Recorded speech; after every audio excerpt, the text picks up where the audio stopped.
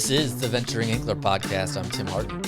In this episode, we're back for a back-to-back with Mike Tayloe of Fins West, talking about first aid, wilderness first aid, safety in the field, and more.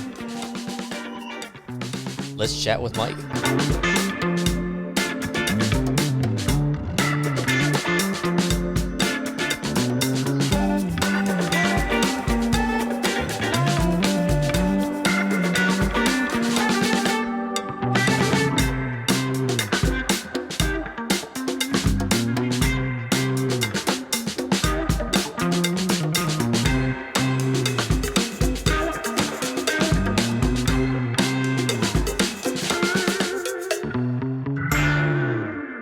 All right, we're back with Mike Tayloe of Fins West.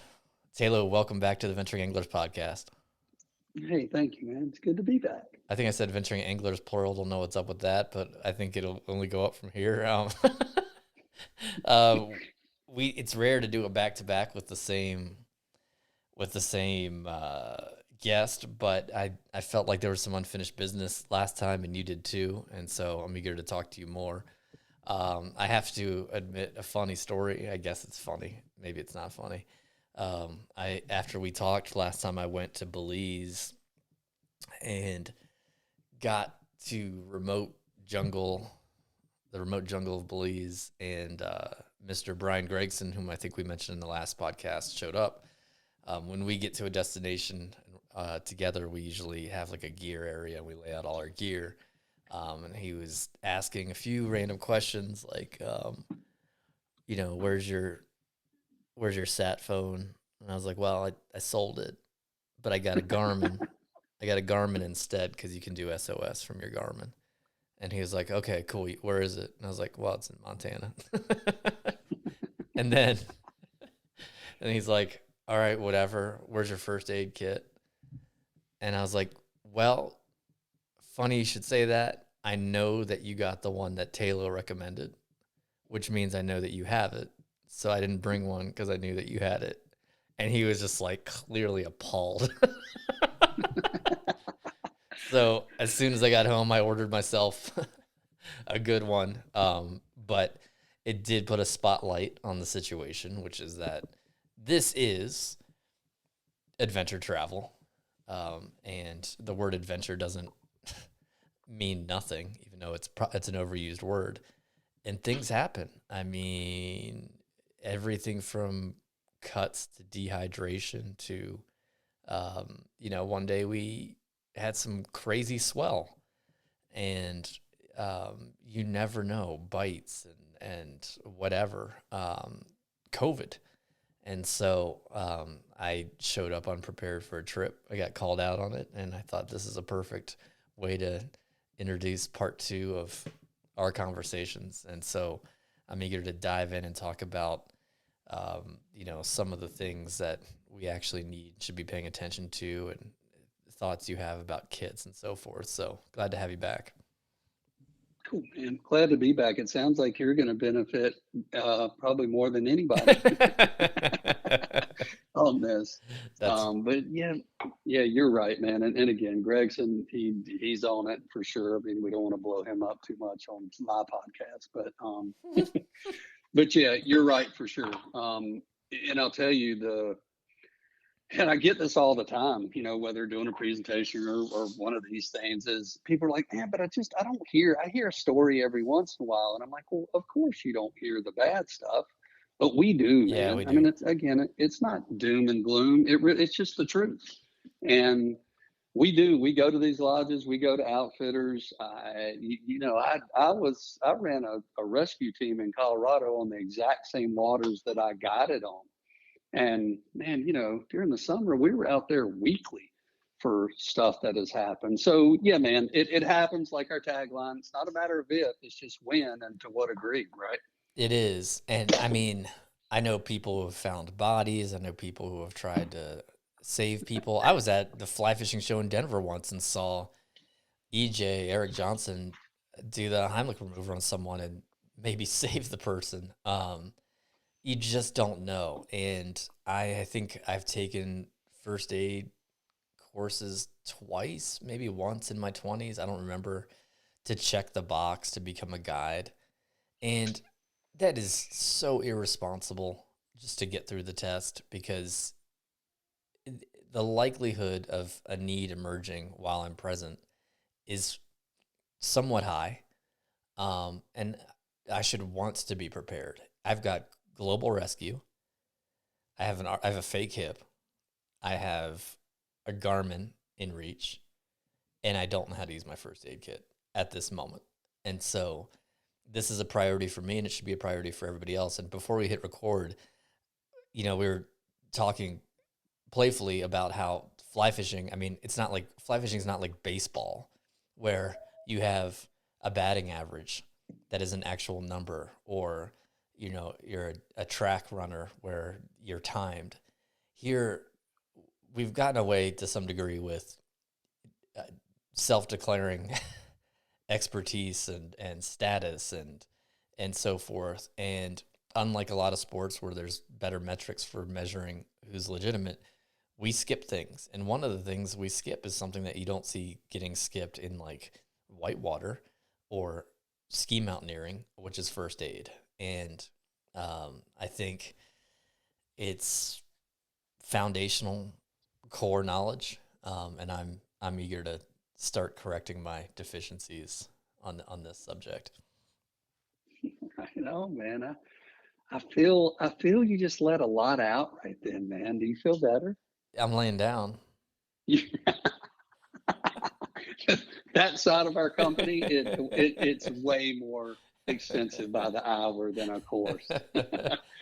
You're right, man. I mean, part of anything, being a professional is, well, it's part of the profession, especially in outdoor industry. And I think in doing this for the last, whatever, 30 years of my life, that I find that people just don't know what they don't know, right? And what I mean by that, we were talking about this before we hit record as well, as our not bigger company, but our other company where we do remote medical support, not in the outdoor, sports industry. We were a reactive company for years, right? So all of our clients, all of our inquiries, all of our calls came after something happened, Right. right? Like on an expedition, on an oil rig, just somewhere. It's like, holy shit, we killed 300 people and we didn't know what to do. Can you fix that? And that's great. I mean, it's a start, but we're now 100% proactive, meaning people want to avoid having something go wrong to begin with.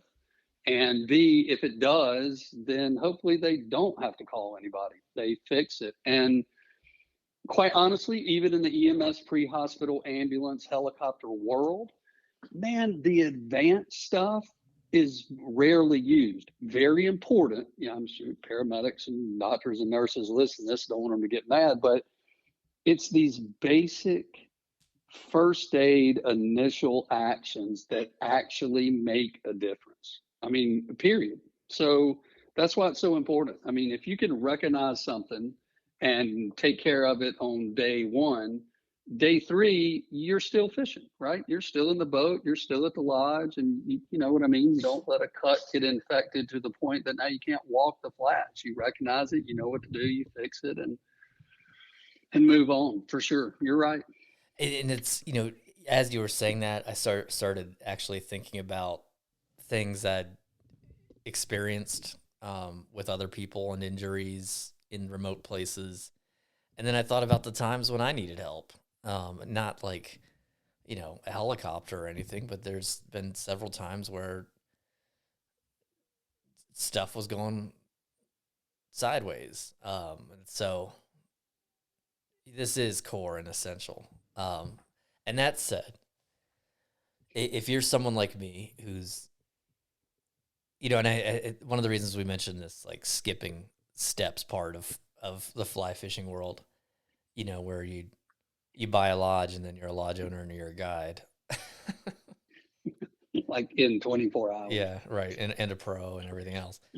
I think because there's a culture of skipping steps, there's a lot of people who know that it would be embarrassing to ask a lot of basic questions. So I'm going to do that. Starting with, if you're talking to me now and hearing that I carry satellite SOS devices so I can reach global rescue, but I don't know what's in my kit, where would you tell me to start correcting this? So this is the main. I think this is the main thing, and it's. I think it's duh, right? But as far as dialing in your kit and looking at a first aid kit, and what kind you need, you got to know how to use it first. And you've been very eloquent in articulating that early on in this podcast. But it's pointless to have a kit, and that's what happens if you don't know how to use it. And that's what happens. And I think skipping the step, people roll into a box store and they buy a $12 kit and put it in their bag, and they're like, I'm good. But first and foremost, you got to know how to use it, period, without a doubt, which brings me to this. Everybody should take some kind of course. And I get this all the time, right? Well, of course you're going to say that because you have a company that teaches courses. Man, I don't give a shit if you take it from me or not. Just take a legitimate course, one that's appropriate for where you're going, and what you're doing, and you're good to go. Which segues me into sort of the training and the courses. You cool with a good start there? Heck yeah. I'm writing down notes. I'm not even kidding. I'll send you my outline. Oh, okay. I don't have an outline. Oh, so there's two types of courses out there, just generally, and there's the wilderness first aid courses or wilderness medicine courses, and then your standard first aid courses. Standard being the common American Red Cross, American Heart, first aid, and CPR. And they're great, man. I mean, they're fabulous courses to have, but they are specifically designed for rapid response to 911 or emergency services, right? Does that make sense? So they teach you how to take care of life-threatening situations within, the first minutes. And then, the fire monkeys and paramedics or whoever's going to show up and take over from there. Again, great courses. If you can't do anything but that, hands-on, I mean, you need to go to one. This whole online stuff is absolutely bogus. That's that. Wilderness picks up beyond those 8 minutes, 10 minutes, or whatever, right? So you're going to be with somebody on a raft trip or even a day trip, but it's going to take, emergency services and definitive care a little bit longer to get there. And that is what is appropriate for the most part for what we do in the fishing industry, right? Even if you meet your clients at a parking lot and you're going to walk wade and you're going to jump in the river and head down and fish for a half a day.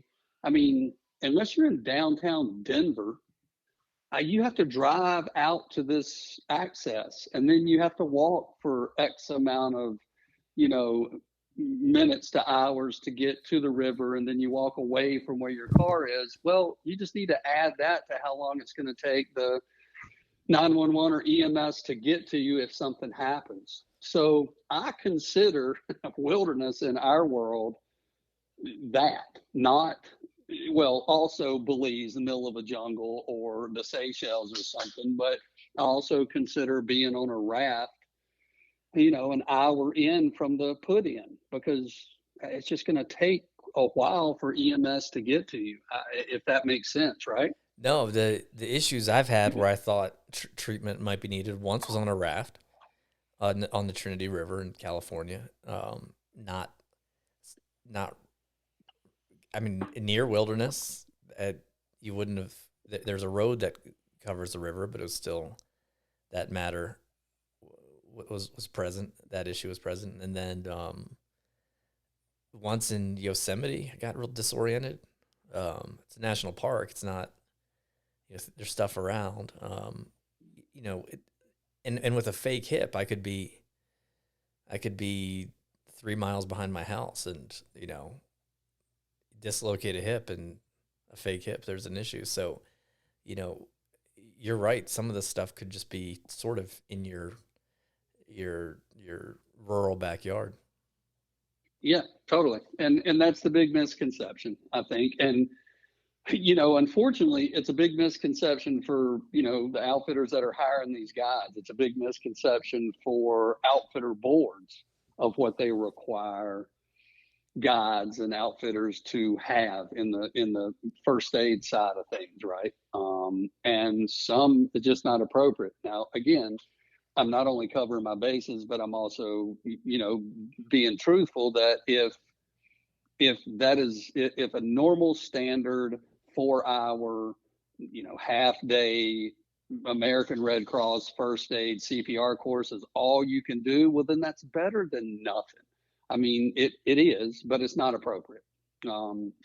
Wilderness 1 day, 2 day class it blows people's minds, and that's the feedback we get, not from just our courses, right?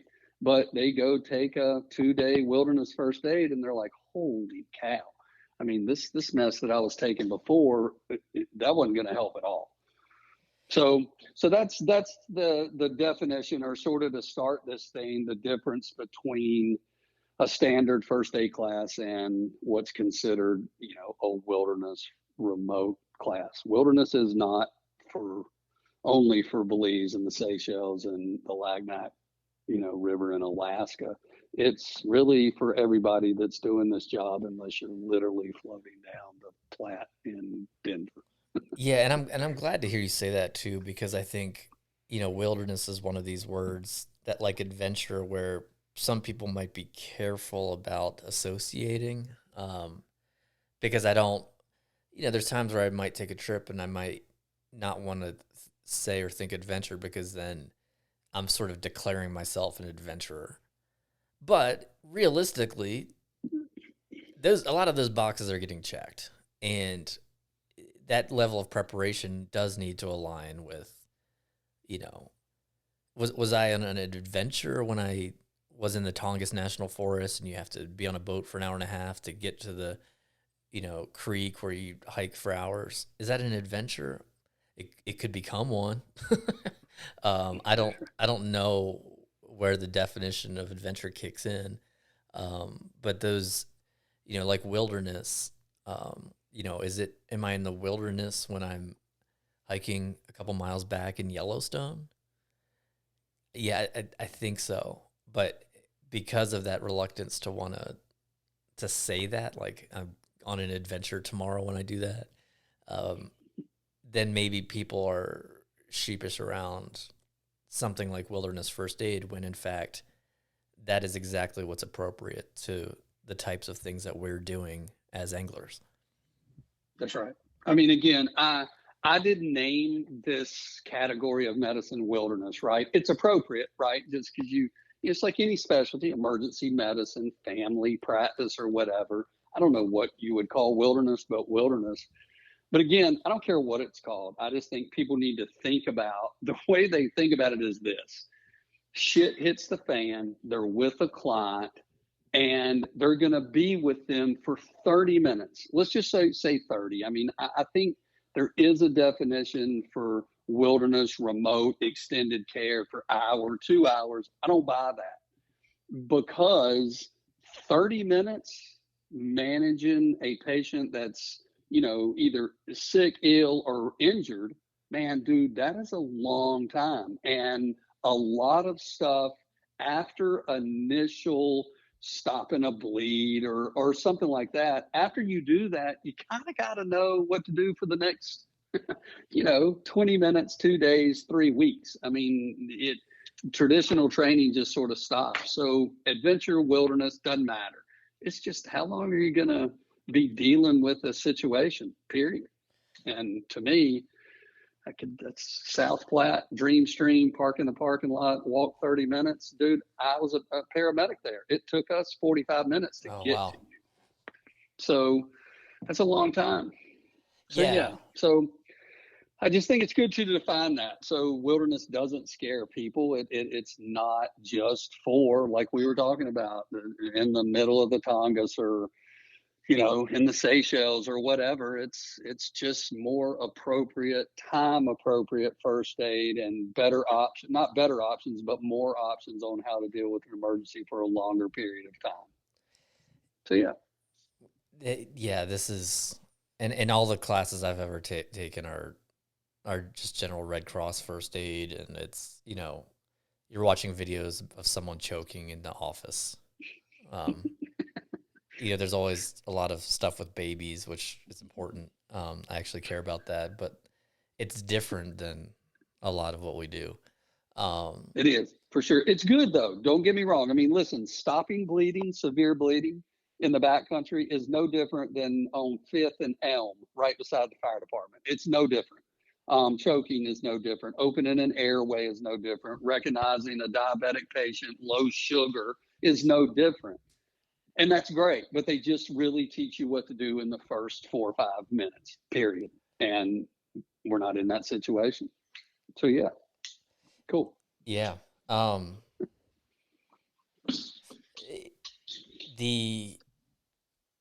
did you say 5th and Elm? I think that's where the Texas School Book Depository was. I'm serious. I don't know why that's. I might have been in a movie, but okay.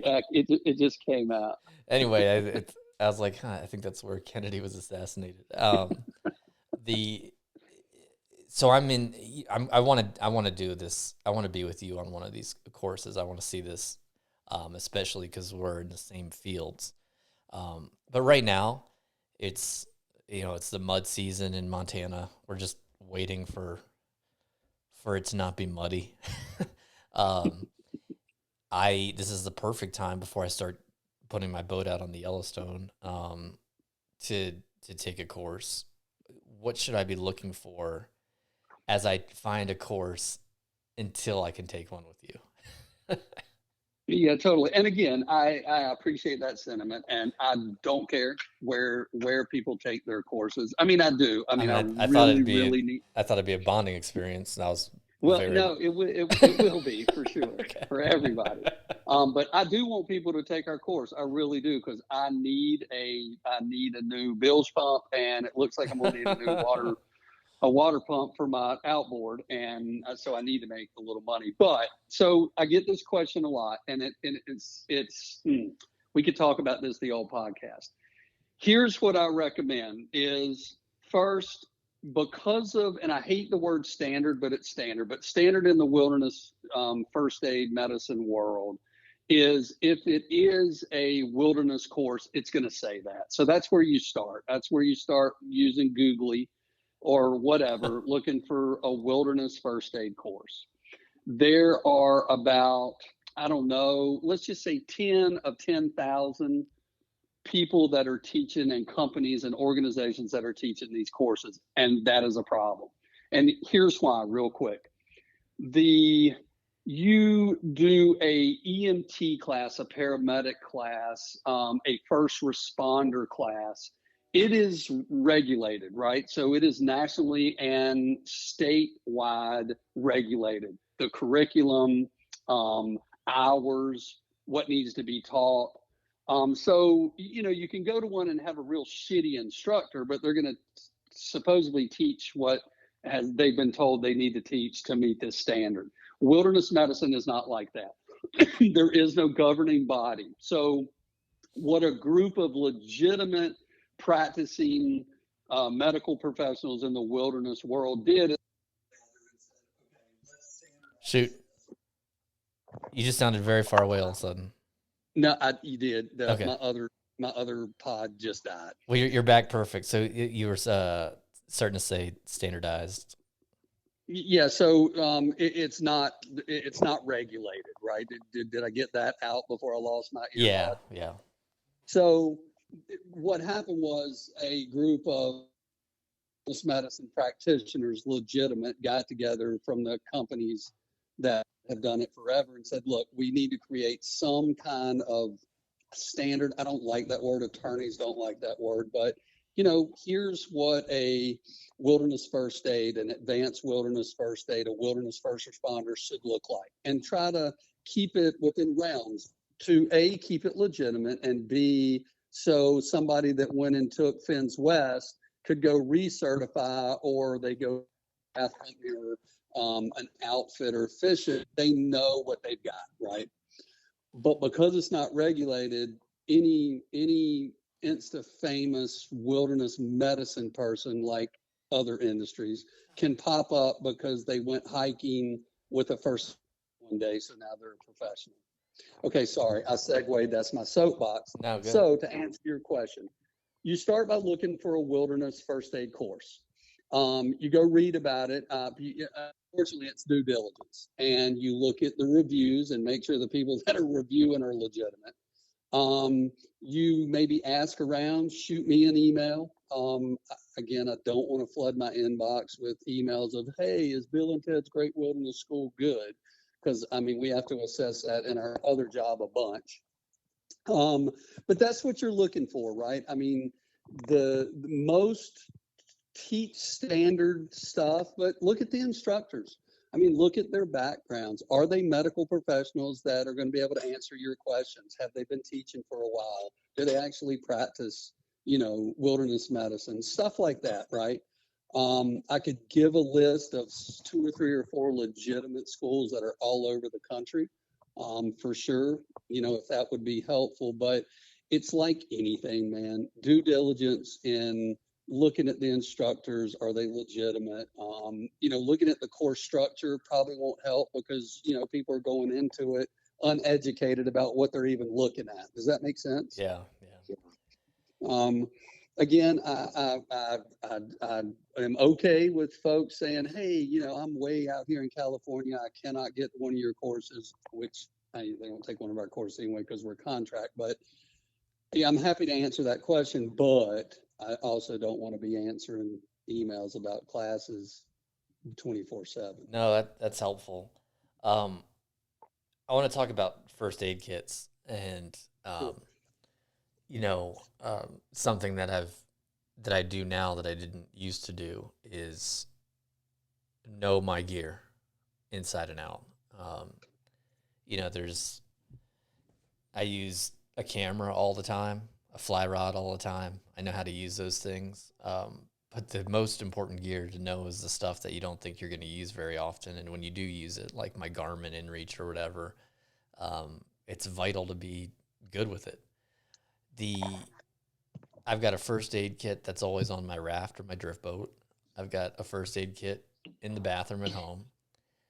I have the first aid kit that I just bought for travel that I keep now in my car when I'm driving around.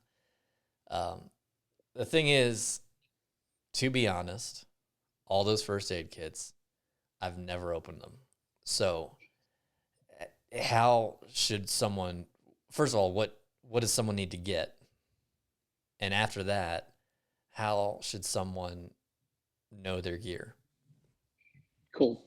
Great questions. Yes. The story that you told about hooking up with Gregson in the jungles of Belize, you should have just taken your bathroom first aid kit because I would have loved to hear that story.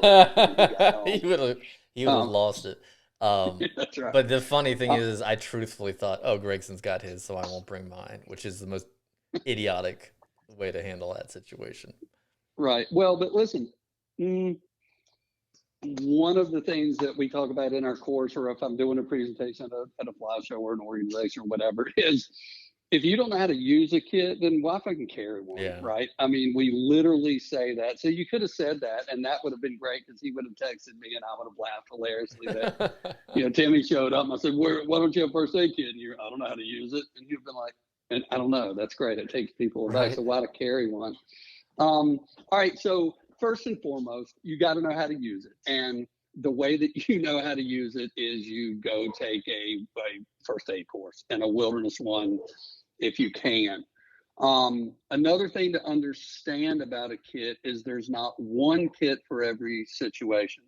And I think that's a misconception of folks. They go to the box store and buy a $12 kit, which I'm going to talk about here in a minute, and they're good to go. And they take it to the Seychelles, they take it on their walk wade trip, they put it in their truck for an overland trip to go fishing.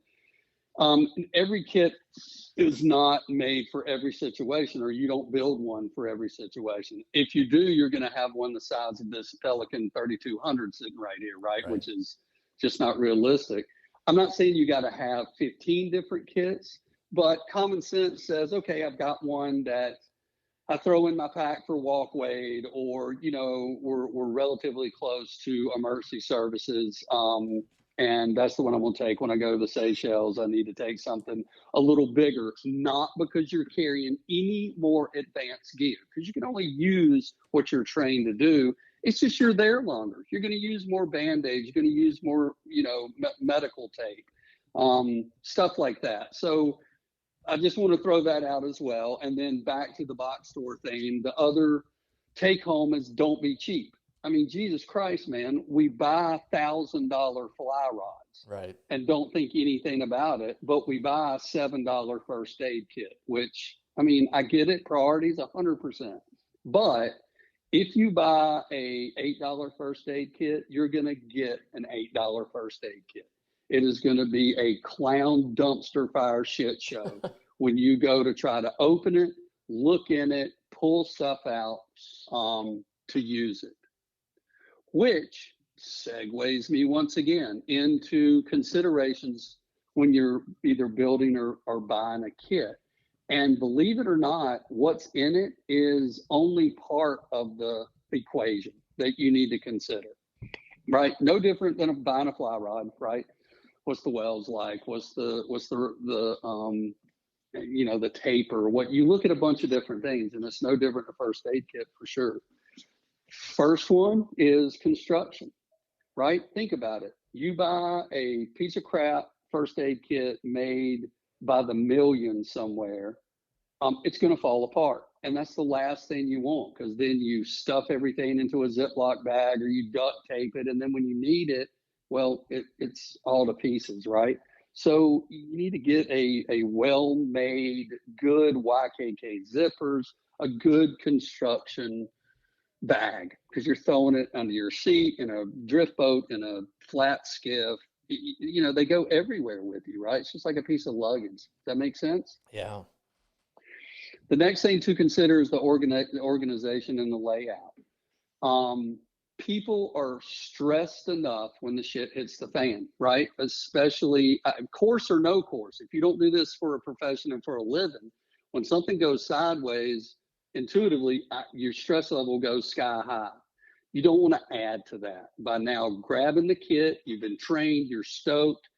First, you go to zip it open and the zipper blows, stress up, right? Because you bought a shitty one. And number two, you want to be able to open this thing and it's organized to where I need that piece of equipment I'm trained to use, but Jesus, I've got to dig through this thing. Where is it? Oh my God, what pocket is it in?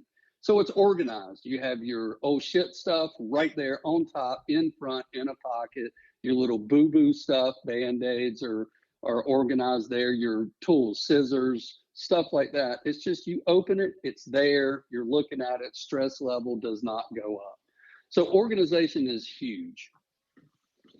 And again, because we build kits and consult for them and do them, I'm speaking from experience, not just whatever. And we don't sell kits, so that I can talk about anything and not feel very bad about it.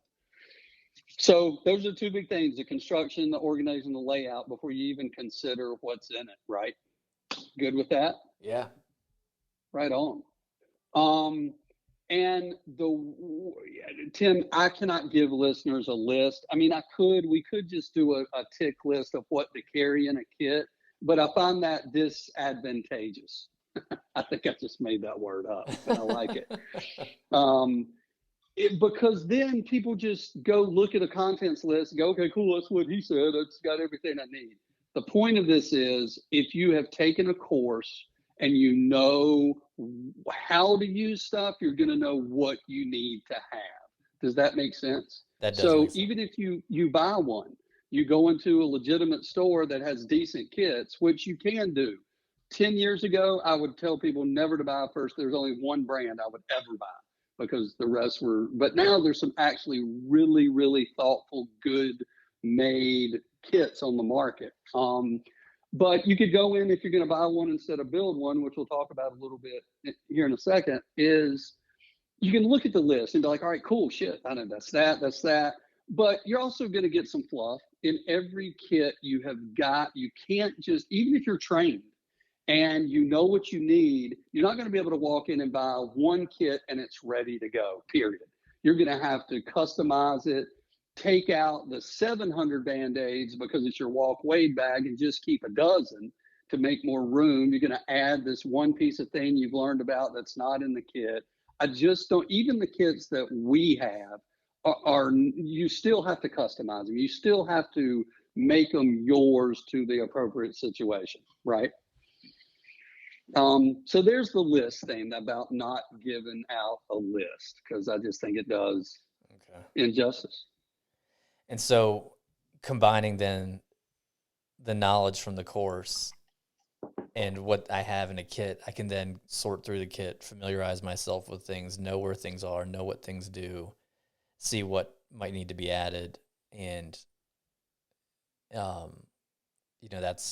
that's really where to get started. That's it, 100%. And yeah, I was just asked this just last week, can you go online, and I tried to not laugh, and kind of look at what should be in a kit and read some articles and kind of go from there. And this is my response. Can you go online and learn to fly fish and expect to, zip out here in the Pamlico Sound and catch bull reds on day one? No. I mean, right, reading an article, watching a video, sort of refreshes, or maybe learning a new piece of equipment or a new rod is perfectly a-okay. But trying to assemble everything you just said off of the internet, again, you might as well a Ziploc bag with a Band-Aid and some tape. Yeah, is all you should really carry, right? So yeah, you're right. You just nailed that. You were actually listening. Good, buddy. Yeah, and while I was actually listening and making sure that I sounded eloquent, I noticed you said you were going to talk about the differentiation between two things in a moment, and now I forget what those things were. Oh, I'm with it, man. I'm on it. That's right. Either to build one yourself or to go buy one at a store. Okay. I have an outline. Good. Because the last podcast I did that we spoke about earlier, I didn't. And I told you what happened. We talked about, redfish for 2 hours. Well, I actually have an outline too, and I'm not kidding. This is what I wrote down. What kind of music do you like? Favorite movie? And who's your favorite athlete? I swear. The Allman Brothers. Oh, nice. What was the second one? The Allman Brothers. Favorite movie? Yeah, Pulp Fiction. Oh wow, I saw that on my 12th birthday. And then athlete. That's a hard one. No, it is a hard one. I could say something, but people would hate me. Be a smart Matthew Brewer. And for those that don't know Matt Brewer. Oh wow, Matt Brewer, okay. But yeah, don't care. But those that do are pissing their pants right now. Right. And if Matt listens to this, he's going to call me and threaten me. I don't know. Let's skip the athlete. All right, we'll skip the athlete one. Anyway, that was my outline, but let's get back to your outline. I love it, dude. I love talking to you. So listen, here's the deal. So to build or buy, right? Here's the considerations. To build one, you got to know what it is you need, right? Can you meet those criteria of knowing what you need, finding a bag that is appropriate, and so forth?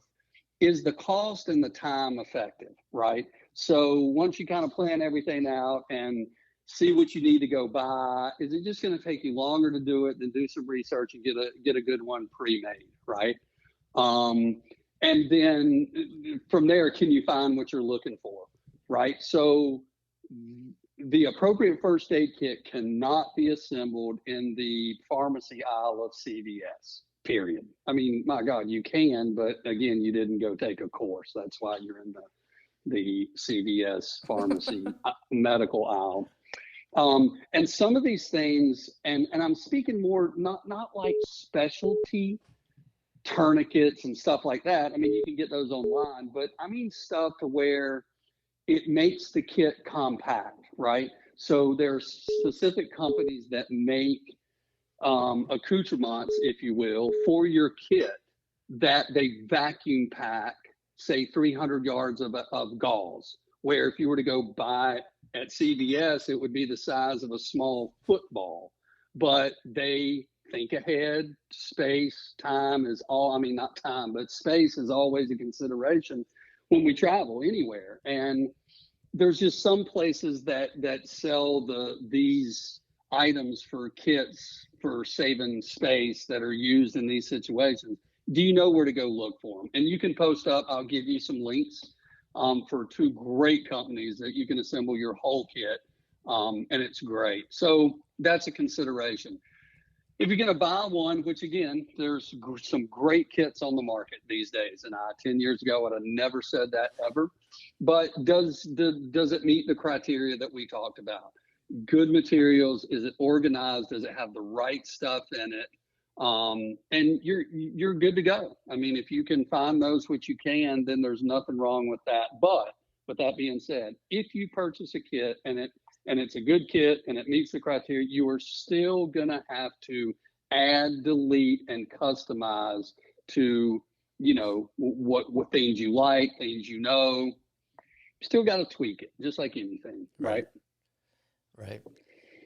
So yeah, that's sort of the kit thing. I mean, you know, short of a list, those are the considerations when thinking about putting together your kit for short trips, long trips, extended trips, and your training. That's incredibly helpful. Something I've started doing lately when taking trips is thinking more about various travel considerations, including where hospitals might be. What are some of those considerations you think one should have when traveling, especially, I mean, not especially internationally, but to wild places? Or not even wild places, Yeah, I'm going to venture to say, right? I mean, even here, continental United States, you're going to a lodge. So the first one I'm going to say is have a plan, right? First and foremost, have some kind of plan. It can be rudimentary. I'm not going to say that word. I'm not going to be able to get it out. But it can be very simple. But at least consider the sort of medical side. And again, man, that's why we're so weird and such a niche company is, well, I mean, we're talking about medical stuff in the angling world, right? But have a plan. Understand that you're going somewhere that you don't go often, because otherwise you might already have a plan. Know if there's self-service, right? You know, consider if something goes sideways, is there a clinic? Can you reach 911 if need be? I think that's just the simplest thing is just to have some kind of plan, like you just said. If you're going to do a destination trip, I would bring this kind of situation up to the lodge you're going to. There's nothing wrong with that, and I think it's due diligence. We spend hours and hours talking to these lodges and Googling line size and do you need wading boots and waders and what flies do you need? Spend 5 minutes, you know, asking if something happens, how are you going to get me out of here? Are your guides trained? Especially the more remote you are, becomes more important, regardless of your training, right? Because the emergency's happening to you. So you're not going to be able to treat yourself that well. So ask those questions. Just what, you know, do the boats have kits? And, you know, the boilerplate answer is going to be, oh yeah, they've got kits. But if you're really concerned, dig a little bit deeper. I don't mean ask them to send you a list of what's in them, but be reasonable. Just have a plan. Like you said, know the nearest emergency services, know, and the further you go, the more detailed it gets, right? Is there a landing strip? Is there a helicopter service that can come get you out? I think.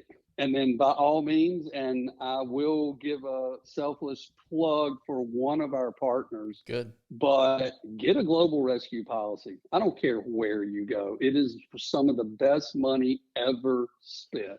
And we can sort of talk about that as well. Let's do it. I mean, for me, the justification, aside from the international travel, is, when I was living in California, I tried to get off the beaten path in the Sierras. My policy, I think, provided assistance 150 miles from home, which is pretty easy to get 150 miles from home. In places like, if you're living in Denver or the Bay Area or wherever where you might drive a few hours to the high country. A hip dislocation, like I mentioned earlier, or anything like that, suddenly I can kick in, hit SOS on my sat phone or Garmin, and then all of a sudden I've got help. I'd love to hear your thoughts on this service. Yeah, totally. It's a no-brainer, literally. And again, I don't get kickbacks. I don't get anything from GR, Global Rescue. Well, I mean, disclosure.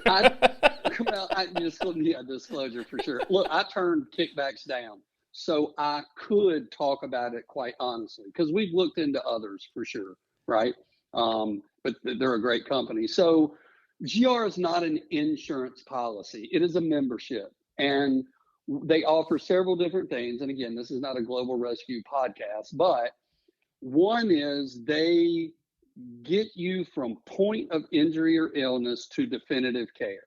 Now, with that being said, it may not be a G3, right? It may not be a Learjet. It may not be a damn B3 heli. But all you do is once they're contacted, it is in their hands. They may send a rickshaw or a damn goat. It doesn't, something you didn't have access to begin with, but they get you from point A, point of injury or illness, to definitive care, and they organize and orchestrate the entire thing to include talk to your family, everything. It's amazing. The second thing they do, which an inReach won't do, is that you can call them 24/7, paramedics, doctors, specialists on call. That if something happens, not, well, I guess you could call them critically, but critically you call them and say, get me out of here. But they can consult, right? You've got an infection. You got popped by Uruguayan jellyfish in the Whitsundays in Australia, but you're not dying. You call them and go, what the hell? And they walk you through it. You can send them pictures, the whole nine. It's great. And again, we use them, on any of our gigs for sure. The other thing is once you get to definitive care away from, your home base, they consult and speak with the receiving facility, the hospital, the ER, right? They have your records. They know where you've been. They know your contact information. And man, don't quote me on the price, but I do know for a fact that the price is a drop in the bucket for what it would be and the security that you have of having it if you did not have it, right? Yeah. It's amazing. And look, it is not a, what's the word? I got GR, so I'm not going to carry a first aid kit. Look, dude, they don't fly over and parachute in and treat you in 6 minutes. I mean, you still need to know what you're doing, and your people in your party need to be appropriately treated, first aid and stabilized, right? I mean, the people think that they have GR so they don't need to have any training or a kit. Far from the truth. I mean, we work with GR for that, right? To train people that have a policy going remotely, and then they take it from there. Pretty cool. Yeah. No, and I know people who have used it, and it's been vital. So it's when you end up paying $70 to check your bags. The I don't know what Global Rescue costs, 300 a year, 320, something like that. Yeah. It's Yeah, if you're gonna go the places that we go, yeah, I think it's a no brainer. Also, totally. And listen, you don't have to get a year membership, right? So if you're going to go for a 7-day, 14-day trip to the Seychelles or Cuba or Belize, it's like 100 and some bucks, right, for yeah, true. X amount of days. Um, so listen, we've talked about that, and people need to look them up and give them a holler and just consider it because it's worth its weight in gold. But here's another point I think in our whole conversation. Spot, in-reach, communication devices, I agree 100% are key. However, we're big advocates for sat phones. And here's why. And again, it's just like taking a course. If you're not going to go rent a sat phone for a truly remote trip, you just have an inReach. It's great. You hit SOS and it goes to one of multiple SARSAT places and help comes. It's a one-way communication. You can text, you can receive text as well, but with a satellite phone, you have two-way communication, especially with, say, Global, where you can get consultation, you can keep up with what's going on. You can call them when you're treating somebody and have one-on-one conversation with a medical professional. I'm a big proponent of sat phones, especially since now a sat phone's cheaper than a friggin' iPhone. True. So any kind of satellite communication device is key when you're going remote. Again, I don't think if you're going to walk away the South Platte on the Dreamstream, you need a friggin' satellite phone. But just something for people to consider doing remote, what's the word? Adventure angling. That's right. For sure. I don't know where that fit in on my outline here. I think it was in between what fruit I like and what kind of tires I have on my truck, but it's in there somewhere. This has been incredibly helpful, and I'm already writing lists of things I need to do. But as we've said, you don't know what you don't know. What are some other things that I'm not realizing we should be talking about? Dude, I've got to take my boat in 2 hours, so I can't even touch on the things that you've not considered.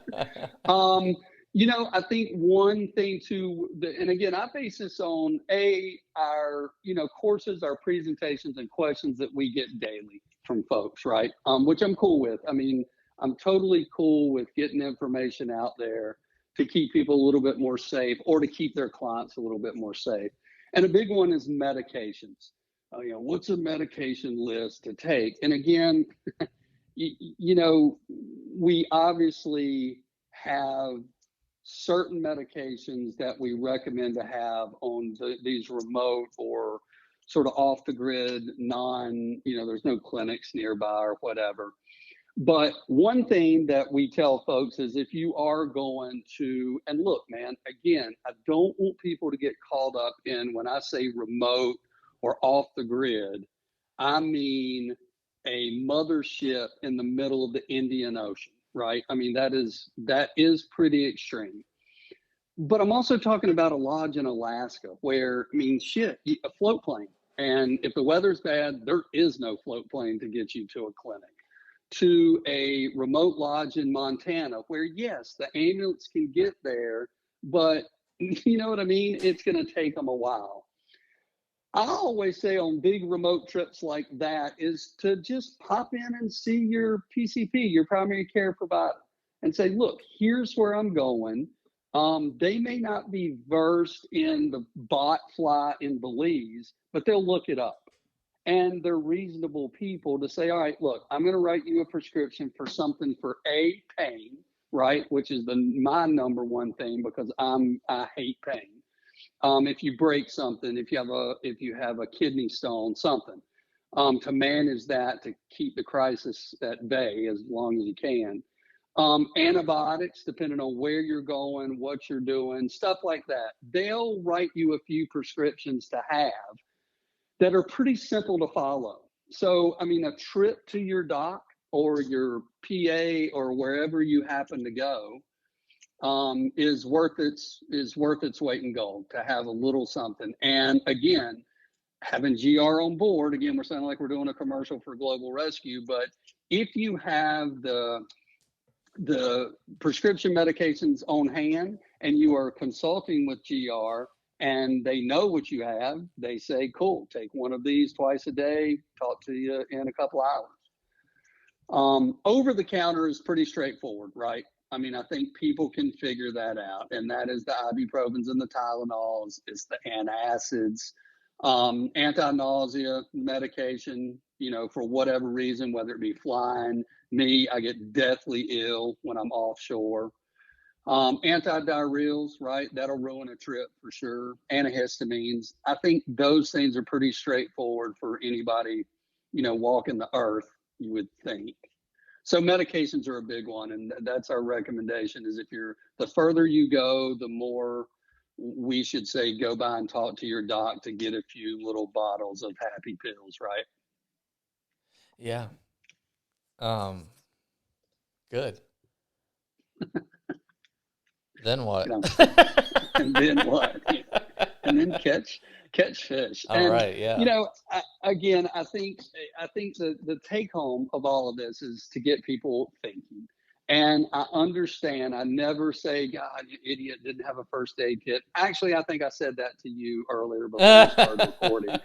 But we don't think about it. You don't know what you don't know. People generally think that 2-hour standard first aid class is going to cover what they need, and that kit from, Billy World is going to be enough. And our goal, other than making money so I can buy new boats, is to just get information out there. So of course, we're a niche, and people don't think about first aid safety and medical in our industry. And I can say that with confidence because we go to these places and teach.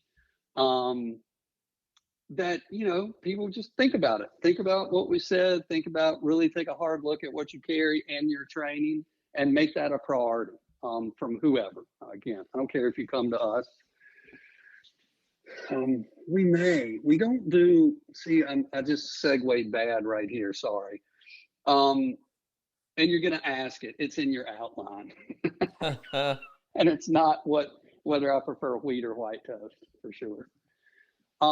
People ask all the time, well, when are you doing a course? When can we come take a course? And our program is really contract courses, right? So in other words, a lodge hires us to come in to specifically do their guides, their staff, do an emergency action plan for their operation. We used to do open courses where, Timmy, you could come, hey, June 1st, 2nd, and 3rd, we're doing a course in, Hoboken, North Carolina for 3 days.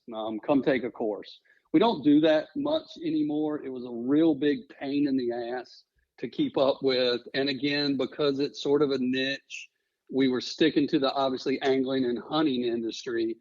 It just didn't work. It worked. The program worked better for people to call us to go. However, hosted trips would be amazing. I mean, we'd still do that where, say, a fly shop or, an organization says, hey, we'll put it out there. You put it out there. How much is the course? Come, and anybody can sign up and come take it. I don't know why I segued into that right after prescription medications. I'm not real sure, but just to, I felt you were going to ask that. No, and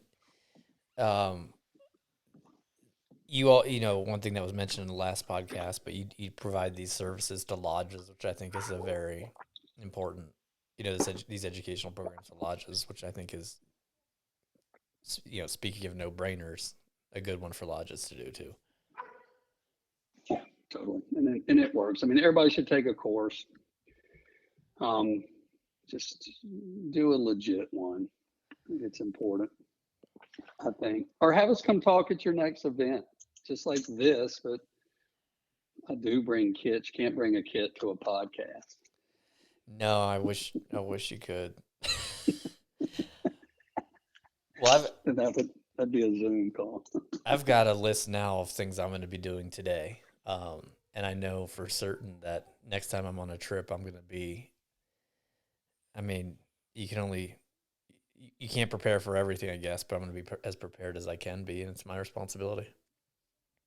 Totally. Well, good, man. And I think, and again, we witnessed this transformation happen from our last podcast to, going to Belize and coming back. You thought about it and jarred your memory. And that's what we just hope we do for folks is just think about it and, do something, do the right thing for sure. Well, I'm excited about really, as I mentioned before, taking what I've gathered from this conversation and, being better prepared and being, more responsible. I'm pretty familiar with Fins West, but for those who want to learn more and take action from this podcast, where can folks go to see and learn more? Yeah, man. You can hit us up at finswest.com, and that's FINNSWEST. Perfect. And yeah, I'll for those who are listening and want to check out more, head over to this podcast on the Venturing Angler, and you'll have links to Fins West.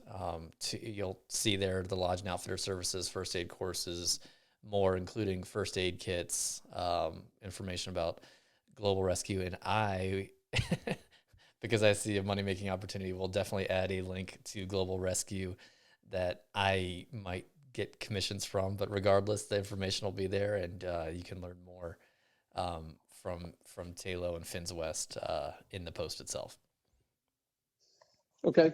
Sweet. Cool, man. That'd be awesome. And again, people are more than welcome to reach out if they have questions. I mean, I'm not going to spend 3 hours talking about how to build a kit, but course questions, something like that, give us a holler, man. We're always happy to get the information. And Tim, thank you for letting us get some information to get some people thinking about this side of the industry for sure. No, this is great. You're helping me. You're helping others, I'm sure. And I appreciate you coming back on.